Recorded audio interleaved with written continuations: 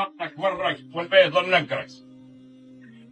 لا سلام عليك يا عود ما هو بيات عود. عش الزمن هذا ولا هو بزمنه. تقلب على هشواه لا شاف القرود ولا البسوس اللي تقول مهجنه. خيرية لا شافها بيدين صافية الخدود ولا يقودون الشباب برسنه. عاصر زمان المر في عصر الجدود وعلى حسب ما اسمع له 11 سنة.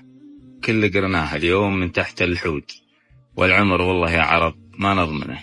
حتى سنونه عودت تحت الجلود بعد ما كانت مثل صف الضومنة.